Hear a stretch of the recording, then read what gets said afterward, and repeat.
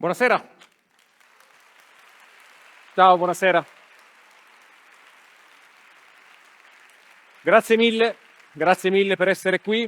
Benvenuti e benvenute alla terza puntata di Downtown, un ciclo di incontri che nasce qui al Teatro Carcano per ragionare e discutere di quello che ci circonda e di quello che ci influenza. E quando si parla di influenze non possiamo che arrivare al paese che, almeno sul piano culturale, ci influenza nel bene e nel male di gran lunga più di tutti gli altri, e cioè gli Stati Uniti d'America.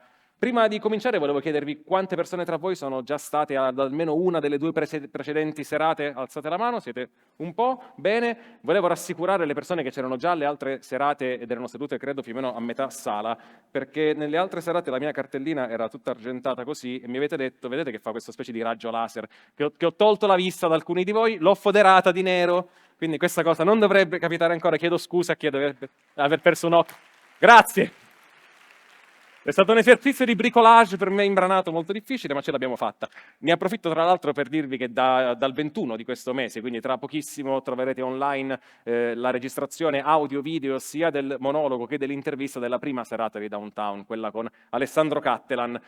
Non è casuale, ovviamente, trovarci qui quest'anno, in questo contesto, a discutere di Stati Uniti, a discutere di America. Lo facciamo perché siamo nell'anno che ci porterà poi a novembre alle elezioni per la Casa Bianca.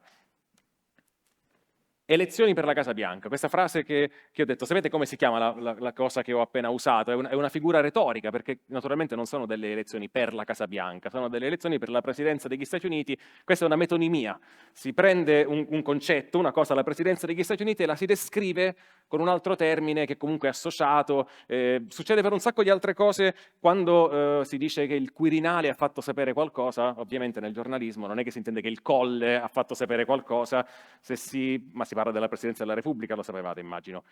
Palazzo Madama? Senato, qualcuno dice, bravi. Palazzo Chigi? Il governo? Ottimo. Più coraggiosi, Montecitorio. Montecitorio. La Camera dei Deputati, benissimo. A me fa impazzire quando diciamo noi giornalisti, tipo Berlino fa sapere, e non si parla però né della città di Berlino, né del sindaco di Berlino, né delle persone di Berlino, si parla del governo tedesco che ha sede a Berlino. Noi giornalisti siamo un po' dei tossici delle figure retoriche, ne usiamo tantissime in continuazione, ne andiamo matti, ne usiamo così tante che a volte diventa anche difficile comprendere la cosa di cui stiamo parlando, perché poi è comunque anche questo a volte un gergo da iniziati, e ne usiamo così tante che ho scoperto che qualche anno fa un blog specializzato in questioni di scrittura contò tutte le figure retoriche che erano contenute in una prima pagina di un quotidiano e scoprì, queste sono soltanto alcune, poi ce ne sono anche negli articoli, ma scoprì insomma che c'erano più figure retoriche utilizzate in questa prima pagina che nel primo capitolo di Tutti i Promessi Sposi. Forse nel libro intero ne usiamo tantissime, ne usiamo molte. Lo so, scusate, uno viene qua pensando di parlare ad America e poi tra Salvini. State tranquilli, avete ragione. Vi ho raccontato questa cosa sulle figure retoriche un po' per senso di colpa, per aver usato la figura retorica delle elezioni per la Casa Bianca, ma non temete, cioè, con chi credete di avere a che fare, parliamo esattamente della Casa Bianca, cioè proprio del posto, dell'edificio a Washington. Guardiamolo innanzitutto, qual è? Quella sopra o quella sotto? Sono tutte e due, esatto. Quella in alto è la facciata nord, quella in basso è la facciata sud. Quella nord è quella più famosa, quella principale, l'ingresso, quella che dà su Pennsylvania Avenue, il numero 1600 di Pennsylvania Avenue a Washington DC. È ovviamente la residenza presidenziale più famosa del mondo. Fu costruita in 8 anni tra il 1792 e il 1800 in uno stile che non è uno stile di quel tempo, lo chiamano stile neoclassico, perché i padri fondatori degli Stati Uniti, come si chiamano, quando cominciarono a progettare anche come dovessero apparire le sedi del potere, la sede della Casa Bianca, ma anche della Presidenza, ma anche il Congresso, la sede della Corte Suprema, sapevano che quelle istituzioni erano molto giovani e quindi non avevano tutta quella solennità che arriva poi semplicemente dalla storia, dal passato. E allora come fare a dare quell'importanza, quella solennità a istituzioni giovanissime, costruendo anche degli edifici che ricordassero lo stile classico europeo. E quindi, per esempio, ci sono, non so, la Casa Bianca è ispirata al Parlamento di Dublino, che se guardate ci somiglia molto, il Campidoglio somiglia un po' a San Pietro. Peraltro, scusate, tutte queste cose le racconto con più spazio anche nel mio libro Frontiera, che trovate all'ingresso. No, non fate la pausa, volevo dirvi che alla fine della serata mi trovate anche a me fuori a firmare volentieri le vostre copie, se volete, ma fine del messaggio promozionale, scusate, vi dicevo, fu costruita la Casa Bianca tra il 1792 e il 1800 e questo vuol dire che se avete qualche dimestichezza con le date della storia americana, il primo presidente George Washington non ci abitò perché non era ancora pronta, fu il secondo John Adams il primo a vivere alla Casa Bianca. Conosciamo un po' meglio l'edificio, facciamo finta di essere tipo su immobiliare.it o in qualche programma televisivo, guardiamo una planimetria. Il brusio dei milanesi non appena si comincia a parlare di mercato immobiliare. State già guardando come è esposta, no? Capisco, no, capisco. Questa è la mappa del piano terra della Casa Bianca, ce ne sono 6 di piani alla Casa Bianca, immagino, vedete la stanza al centro, quella stanza evidenziata in rosso, gialla, evidenziata in giallo, scusate, che stanza è, che sala è? Lo studio ovale, e invece no, è una sala congressi dove fanno delle riunioni, perché lo studio ovale non fa parte della struttura della Casa Bianca, lo studio ovale fa parte di una specie di dependance che costruirono quasi un secolo dopo, viene chiamata per questo ala ovest, è quello quadrato che vede, il rettangolo che vedete lì evidenziato, un po' perché gli americani si resero subito conto che questa casa, non appena la costruirono, doveva servire a fare un po' troppe cose tutte insieme, era sia una residenza istituzionale e quindi un posto in cui avvenivano eventi di ogni tipo, dai balli alle cerimonie, ai vertici internazionali, cose grandi, cose piccole. Era poi la sede del governo e quindi il posto in cui effettivamente lavoravano un sacco di persone, il presidente, il vicepresidente, il suo staff, il posto in cui si riuniva il governo. Ed era anche una casa nel vero senso della parola, perché poi ci abitavano il presidente, la famiglia, insomma, era tutto piuttosto confuso e fu la moglie del presidente Theodore Roosevelt, un secolo dopo la costruzione della Casa Bianca, a dire scusate, forse è meglio che separiamo il posto in cui lavoriamo da quello in cui abitiamo. Aveva capito delle cose, diciamo, la moglie di Theodore Roosevelt, anche secondo me molto prima di noi, e quindi promosse la costruzione della Casa Bianca, dell'ala ovest della Casa Bianca, che quindi esiste da un secolo dopo la fondazione e la nascita, la costruzione della Casa Bianca. Anche lo studio ovale quindi esiste da molto più recente, e peraltro all'epoca la Casa Bianca non si chiamava Casa Bianca, si chiamava il Palazzo del Presidente, soltanto un secolo dopo la costruzione iniziarono a chiamarlo Casa Bianca. Ma torniamo alla nascita, perché vi dicevo, capirono subito che questo posto doveva servire a troppe cose ed era quindi anche un po' troppo piccolo, cominciarono subito ad allargarlo, ma i lavori inizialmente durarono molto poco, perché vi dicevo, inaugurata nell'800, già nel 1814 la Casa Bianca fu rasa al suolo da un incendio che vedete in questo dipinto ovviamente all'inizio, ma fu un incendio che coinvolse tutta Washington nel corso della guerra anglo-americana. Gli inglesi attaccarono la capitale della città, la bruciarono quasi completamente, era ovviamente una città molto più piccola di quella odierna, e quindi la Casa Bianca fu ricostruita e cominciò poi effettivamente a diventare il posto in cui non solo il presidente abitava, il presidente governava, ma in funzione della posizione del presidente lì, il posto in cui succedono le cose. Per esempio, all'inizio del Novecento, tra il 1917, 18, 19, ogni giorno, qualsiasi fosse il clima, alla Casa Bianca lì fuori trovavate un gruppetto di donne che manifestavano per ottenere il diritto a votare, erano le cosiddette suffragette, che chiedevano il suffragio universale. Per 2 anni, ogni giorno, si davano il cambio ovviamente, ma ogni giorno c'era sempre qualcuno di questo gruppo che manifestava. Non solo ottennero poi grandi risultati, ma furono le suffragette a inventare questa modalità di protesta, che oggi è comunissima, il sit-in, l'idea di ci mettiamo qui e non ce ne andiamo più, furono loro a inventarlo. E la Casa Bianca quindi insomma cominciò ad essere un posto in cui effettivamente succedevano delle cose, se non fosse che poi nel giro di un secolo ci fu un altro incendio alla Casa Bianca. Stavolta l'incendio coinvolse proprio l'ala ovest. Un guasto in un quadro elettrico dell'ala ovest diede fuoco a 200.000 documenti cartacei e distrusse tutta quella parte che era stata costruita proprio per togliere, diciamo, gli uffici dalla residenza. Di nuovo la moglie di Roosevelt ci aveva visto bene con l'idea di separare l'ufficio dalla residenza. La Casa Bianca fu di nuovo, in questo caso l'ala ovest, distrutta, ricostruita, A quel punto c'era l'ala ovest che era nuova, appena rifatta dopo l'incendio. La Casa Bianca in sé, invece, la residenza originaria, era rimasta quella dopo la prima ristrutturazione del primo incendio, e quindi intorno agli anni 50, alla fine degli anni 40, inizio anni 50, ci fu una massiccia ristrutturazione della Casa Bianca, che fu praticamente quasi svuotata di tutto, ne restarono in piedi quasi soltanto le pareti, per poi riaprire ed essere in qualche modo, con molte modifiche, la Casa Bianca che conosciamo adesso, la Casa Bianca che abbiamo visto abitare dai presidenti della seconda parte del Novecento. Vi racconto qualche dato mentre vediamo qualche foto. Questa è la sala in cui si riunisce il governo. Oggi l'intera struttura della Casa Bianca è grande circa 5.000 metri quadri, 6 piani, 132 stanze, 35 bagni, 28 camini, 3 ascensori per 1.700 persone che lavorano alla Casa Bianca. E al di là delle fotografie, vediamo delle sale anche bellissime in cui però non sono un museo, avvengono delle riunioni, dei vertici. I numeri ci dicono qualcosa, secondo me. Provo a ripeterne alcuni di quelli che vi ho citato prima. 1.700 dipendenti, 35 bagni.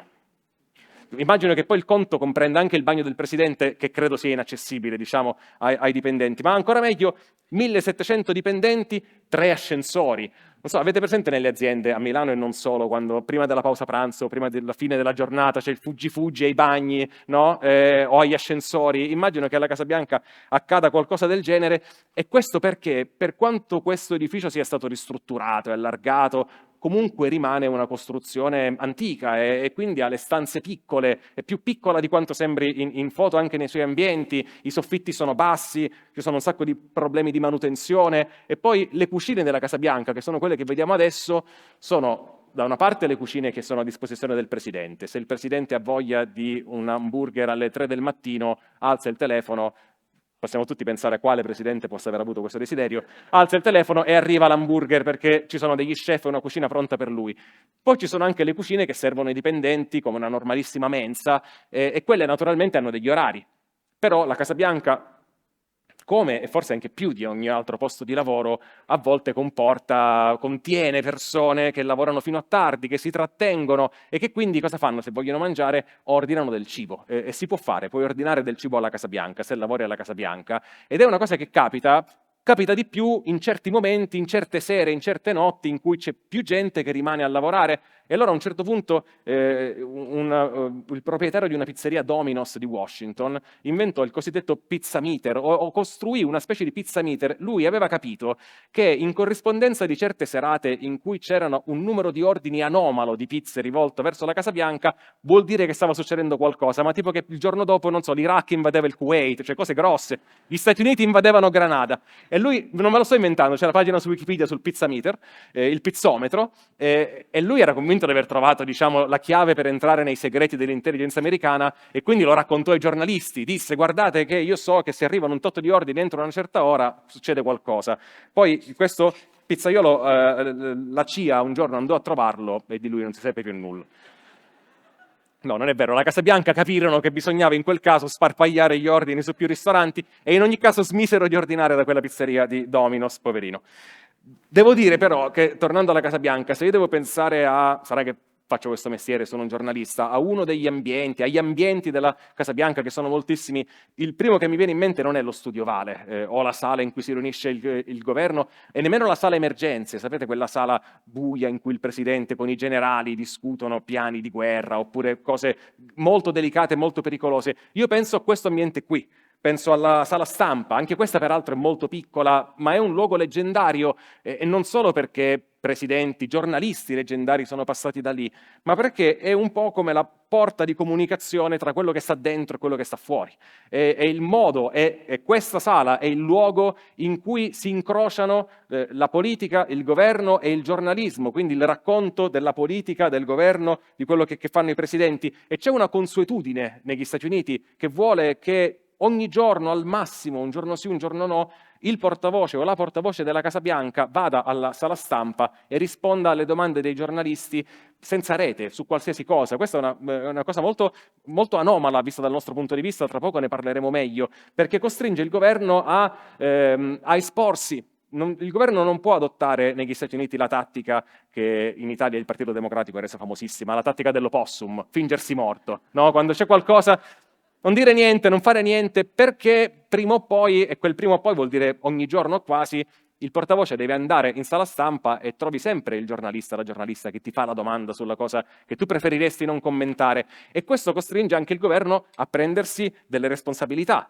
e fa sì che questa stanza sia davvero il luogo cruciale del rapporto tra dentro e fuori. Quelle persone che vedete qui con la mano alzata sono persone che lavorano alla Casa Bianca, ma non lavorano per la Casa Bianca. Insomma, è un luogo in cui, senza usare definizioni troppo solenni, si pratica una parte fondamentale del funzionamento di una democrazia. E dentro questo incrocio, dentro questa pratica, poi nel corso della storia americana ci sono state e sono nate tantissime storie incredibili, alcune leggendarie, altre molto poco note, proprio all'incrocio tra il giornalismo e il presidente e i presidenti. Ve ne racconto alcune. La prima è la più leggendaria e famosa, questo complesso forse non lo riconoscete, ma c'è una scritta in alto che ve lo suggerisce. È un complesso di edifici, una sorta di grande, enorme residence che si chiama Watergate, si trova a Washington DC, ed è il luogo che infatti dà il nome al famoso scandalo Watergate, che nacque e trovò il suo innesco proprio nei sotterranei, nei parcheggi di questo complesso. La storia è anche affascinante, poi è stata raccontata anche in molti film. Il caso Watergate comincia con dello scotch. Comincia quando una guardia giurata, che sta facendo il suo normale percorso notturno di perlustrazione e sorveglianza dei parcheggi e dei piani del complesso, trova una porta di quelle che fanno comunicare il parcheggio con i piani superiori, bloccata con dello scotch. Lo scotch bloccava lo scrocco della porta per far sì che la porta restasse aperta. La guardia giurata vede questo scotch, capisce che chi l'ha messo è strano, lo toglie e prosegue per il suo giro. E quando completa il giro e comincia un altro giro e torna di nuovo in quella porta lì, qualcuno ha rimesso lo scotch. E allora lui capisce che sta succedendo qualcosa, che la situazione puzza, chiama la polizia arriva, perlustra, indaga e trova effettivamente 5 persone che stanno rovistando dentro un appartamento che era stato preso in affitto dal Partito Democratico. Siamo negli anni 70, c'era un'elezione presidenziale alle porte. Cosa facevano questi dentro questo appartamento? L'uomo che vedete alle mie spalle si chiama Gordon Liddy, era il capo di quella banda, era un ex agente dell'FBI. Nel giro di qualche mese avremmo scoperto che era il capo di questa banda che faceva un po' il lavoro sporco per conto del presidente Nixon, ma all'epoca tutto questo non era minimamente prevedibile, e anzi si pensava che effettivamente questa effrazione nel Watergate fosse una storia di poco conto. La Casa Bianca stessa disse: è soltanto un furto di quart'ordine. C'è un podcast molto bello del Post che si intitola Un furto di quart'ordine, se volete conoscere questa storia. E questo fece sì che la storia giornalistica del Watergate, il modo in cui poi i giornalisti, 2 giornalisti soprattutto, che non sono Robert Redford e Dustin Hoffman, ovviamente sono gli attori che interpretavano nel film, 2 giornalisti del Washington Post, Carl Bernstein e Bob Woodward, indagarono quella storia fino ad arrivare alle dimissioni di Nixon. Perché vi dicevo è interessante? Perché siccome quella storia, l'effrazione al Watergate, sembrava un furto di quart'ordine, non la diedero al giornale da seguire ai grandi anziani esperti giornalisti di inchiesta, la diedero a 2 ragazzi trentenni, ambiziosi, giovani, che andavano a queste udienze vedendo, chissà chi è stato, ma a queste udienze di questo processo contro questi 5 apparenti ladruncoli, questi cominciarono a capire che questa storia nascondeva qualcos'altro, cominciarono a indagare, e la storia del Watergate sul piano giornalistico è affascinante anche per questo, perché era una storia piccolissima, una storia da trafiletto, che poi porta alle dimissioni del Presidente degli Stati Uniti, lo fa attraverso un lavoro giornalistico pazzesco. Woodward e Bernstein trovano una fonte di cui abbiamo scoperto peraltro l'identità soltanto nel 2005, la famosa gola profonda che dava loro delle informazioni riservatissime. Non vi racconto cosa succede poi, cosa succede alla fine. Durante il percorso, se volete, lo trovate nei libri, nei film, nei podcast. Quello che sappiamo è che questo fu il finale della storia. Per la prima volta nella storia della presidenza americana, un presidente dà le dimissioni, Richard Nixon, con una letterina. Cioè, come si fa a dimettersi da presidente degli Stati Uniti? Così. Caro signor segretario, mi dimetto da Presidente degli Stati Uniti, con sincerità, Richard Nixon. Cioè, è una pratica molto semplice. Questa è la storia forse in assoluto più famosa che riguarda l'incrocio tra giornalismo e politica. Vi racconto adesso quella forse meno famosa di tutte, e forse anche la più incredibile, persino più del Watergate, che riguarda, bisogna fare un salto indietro nel tempo, riguarda questo presidente con questo baffo meraviglioso, che si chiama Grover Cleveland.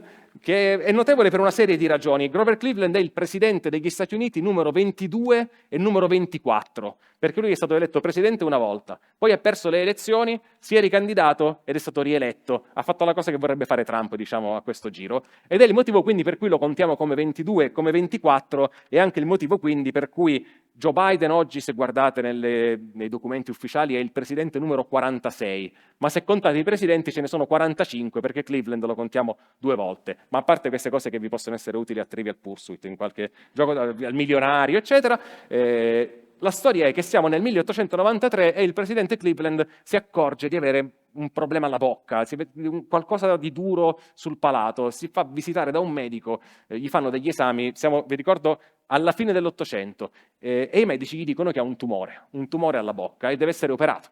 Ora voi sapete, noi sappiamo che ancora oggi nel nostro mondo esiste un qualche stigma legato al cancro, c'è chi non lo vuole nominare, c'è chi dice un brutto male. Immaginate che cos'era nell'Ottocento. Era impossibile per il presidente anche soltanto pensare di dire che aveva una malattia così grave, eppure però doveva essere operato. E allora alla Casa Bianca si inventarono una cosa veramente incredibile. Dissero che Grover Cleveland sarebbe andato a pescare con un amico in barca per 4 giorni e andò effettivamente a pescare su questa barca. Era una piccola barca, un piccolo yacht, e questi allestirono una clinica mobile dentro la barca. Alla fine dell'Ottocento lo operarono in movimento mentre la barca si muoveva.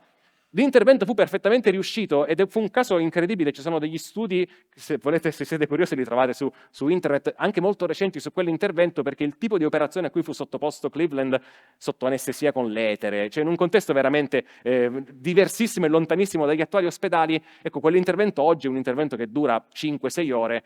Cleveland fu operato in 1 ora e mezza e i medici riuscirono non solo a asportare il tumore, ma anche a rispettare la unica condizione che Cleveland aveva dato prima di farsi operare. Siccome nessuno deve accorgersi del fatto che io sono stato operato, non dovete toccarmi i baffi, nemmeno tagliarli. E i chirurghi riuscirono effettivamente a operarlo, a lasciare i baffi intatti. Lui dopo questi 4 giorni tornò alla Casa Bianca, disse che era andato a pescare, durante quei giorni aveva avuto un problema a un dente, per fortuna uno dei pescatori lì era anche un dentista, quindi gli tolsero questo dente e quindi parlerà un po' male per qualche giorno, ma effettivamente poi lui 1 mese e mezzo dopo l'intervento va al congresso, fa un discorso, nessuno si accorge di niente, lui morirà poi dopo 18 anni, ma insomma per cose slegate da quella malattia. Nessuno lo seppe, salvo un giornalista che si chiamava E.J. Edwards, che tramite una sua fonte, lui lavorava al Philadelphia Press, insomma, cominciò a indagare e verificare questa strana teoria, leggenda, per cui il presidente Cleveland era stato effettivamente operato di una malattia anche molto grave su quella nave. Scrisse un articolo, l'articolo poi con un grande titolo in prima pagina era "The President is a Sick Man". Già questo titolo ci dice qualcosa. Oggi diremmo "The President is sick", il presidente è malato, il presidente ha una malattia. All'epoca il titolo era "Il presidente è un malato". No, ha tutta un'altra accezione rispetto anche a come se fosse una responsabilità del presidente essere malato. Il punto è che Edwards aveva avuto delle fonti, qualcuno gli aveva detto qualcosa, ma ovviamente non aveva prove. La Casa Bianca disse che si era inventato tutto e fece anche una campagna molto dura per demolire la sua reputazione, lo fece passare per un cialtrone, un imbroglione, uno che si inventava le cose, ed Edwards morì con questa fama. Soltanto dopo la sua morte i medici che avevano partecipato a quell'intervento dissero che era vero, dissero che aveva ragione e che Cleveland effettivamente era stato operato per quel tumore in quel modo così incredibile. L'ultima storia che vi racconto prima di dare il benvenuto alla nostra ospite, forse non serve nemmeno che vi dica che storia è, perché questa foto ci dice già tutto. Siamo nel novembre del 1963 a Dallas, in Texas. Il presidente Kennedy sarà ucciso pochi minuti dopo il momento in cui stava scattata questa fotografia, ma io non voglio parlarvi del presidente Kennedy, di questa macchina, ma della macchina che sta dietro. Non si sa se era questa o quella immediatamente dietro, ma dietro il presidente c'erano delle altre macchine e a bordo di una di queste macchine c'erano i giornalisti del cosiddetto press pool, che esiste ancora oggi. È un gruppetto di giornalisti, ci si dà il cambio tra le varie testate, che per un certo periodo di tempo, prima che finisca il turno, segue il presidente dovunque vada, qualsiasi cosa faccia, e informa i colleghi innanzitutto e poi la popolazione anche di il presidente è andato a dormire a una certa ora, il presidente sta vedendo a pranzo Tizio, il presidente sta lavorando nello studio Vale, il presidente sta incontrando un finanziatore, ti dicono in ogni momento dov'è e che cosa sta facendo il presidente degli Stati Uniti. C'era questa macchina dietro che seguiva la carovana e a bordo di questa macchina c'era un giornalista che si chiamava Merriman Smith, che aveva alcune caratteristiche. La prima era che era appassionato di tecnologia e quindi quando saliva su questa macchina al seguito del presidente, non gli capitava spesso, doveva aspettare il suo turno, insisteva spesso per sedersi davanti, perché sul sedile davanti poteva avere accesso a uno dei primissimi radiotelefoni, telefoni dentro l'automobile. E i suoi colleghi lo prendevano abbastanza in giro per questo, erano fatti più o meno così, perché gli dicevano ma che cosa ti servirà mai avere un telefono dietro tutto il tempo? Loro non ne avevano capito probabilmente. No, lo prendevano in giro anche perché pensavano tu così avrai il capo col fiato sul collo anche quando sei in giro perché può chiamarti in ogni momento, ma a lui gli piaceva star lì, avere questo telefono a portata di mano.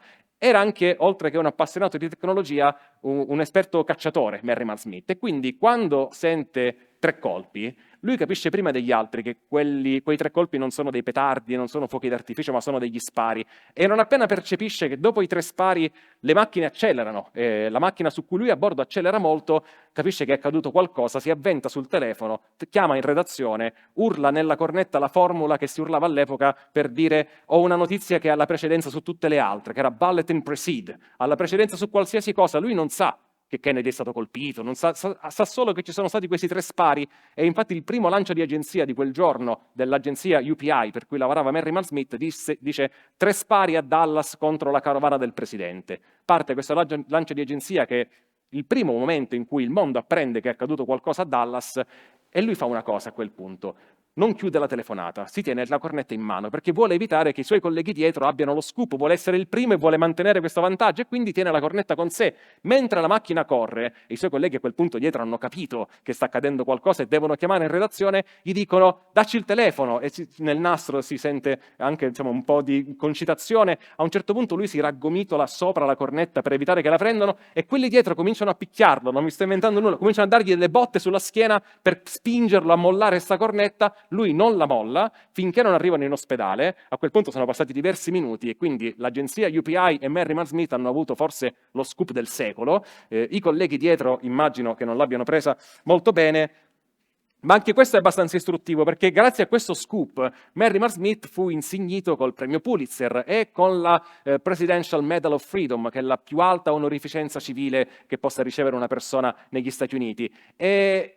Questa cosa fa riflettere perché lì l'hanno premiato per un comportamento che forse in un posto con una cultura un po' diversa, un po' più simile alla nostra, cioè non so, voi cosa pensereste di un collega che si comporta così? Che è un po' uno stronzo, nel senso lui la notizia l'ha data, è stato il primo, ha vinto, non è che perché insistere in quel modo? Ma questo aneddoto io lo trovo sempre molto divertente, soprattutto però molto istruttivo, perché ci dice una serie di cose del giornalismo americano, che c'è sì una grande solidarietà tra persone che fanno lo stesso mestiere, anche magari per testate diverse, ma c'è anche una fortissima competizione, ed è una competizione che poi si basa sulla qualità del proprio lavoro, ma a volte anche su un po' di scaltrezza, un po' di furbizia, come nel caso di Merriman Smith, ed è una competizione che fa sì che poi i giornalisti così agguerriti svolgano quel ruolo con una particolare attenzione e tuttora, infatti, moltissime delle cose, pensate alla presidenza Trump, che è stato un caso eclatante, ma accade anche oggi, delle cose che noi sappiamo sui presidenti, sulla Casa Bianca, arrivano dai giornalisti che seguono quel mestiere lì, che seguono i negoziati, le trattative, che seguono i personaggi che lavorano con il presidente. Tuttora la grandissima parte delle cose che noi sappiamo del presidente, della Casa Bianca, sono arrivate dalle persone che lavorano insieme al presidente, insieme alle persone che lavorano con lui, ma non lavorano per lui, sono naturalmente i giornalisti.